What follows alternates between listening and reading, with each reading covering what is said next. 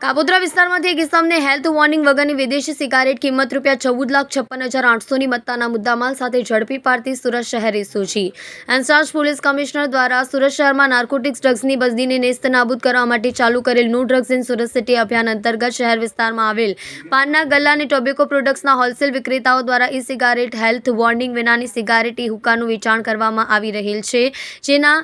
Retailer અને wholesale વેચાણ કરતા વિક્રેતા દુકાનદારોને શોધી કાઢી તેમના વિરુદ્ધ કડકમાં કડક કાર્યવાહી કરવા ઇન્ચાર્જ પોલીસ કમિશનર નાઓએ સૂચના આપી, જે અનુસાર અધિક પોલીસ કમિશનર ક્રાઇમ નાયબ પોલીસ કમિશનર રાજદીપસિંહ નકુમ એસઓજીના માર્ગદર્શન મુજબ એસઓજી પીઆઈ એપી ચૌધરીની સૂચના મુજબ નીચે મુજબની કામગીરી કરવામાં આવી છે। ઉપરોક્ત સૂચનાને આધારે એસઓજીના અધિકારી માણસોની અલગ અલગ ટીમો હેલ્થ વોર્નિંગ વિનાની સિગારેટ ઈ હુક્કાનું વેચાણ કરતા પાનના ગલ્લાઓ અને ટોબેકો પ્રોડક્ટ્સના હોલસેલ દુકાનદારો પર ચાંપતી નજર રાખવામાં આવી રહી હતી। દરમિયાન સુરત શહેર એસઓજીના એએસઆઈ ઇમ્તિયાઝ ફકરુ મોહમ્મદ અને અસિસ્ટન્ટ પોલીસ કોન્સ્ટેબલ દેવેન્દ્ર દાન ગંભીરદાન નાઓને મળેલ બાતમીને આધારે Kamal park society Ellis road little flower high school પાસે આવેલ સૂર્યકિરણ અપાર્ટમેન્ટ દુકાન નંબર 1માં રેડ કરી દનેશ ઉર્ફે દિનિયા ખીમાભાઈ પુરોહિત ઉંમર 39 ધંધો વેપાર રહેવાસી ઘર નંબર 202 વિધિ કોમ્પ્લેક્સ વરેલી બસ સ્ટેશન પાસે કડોદરા ગાર્ડનની સામે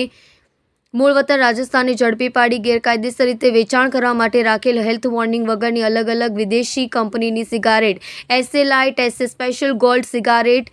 બેપુનોર Hedges blue gold cigarette, international ગજબારુ સિગારેટ મોટા પેકેટ નંગ 740 કિંમત ₹14,56,800ની મત્તાનો મુદ્દામાલ કબજે કરી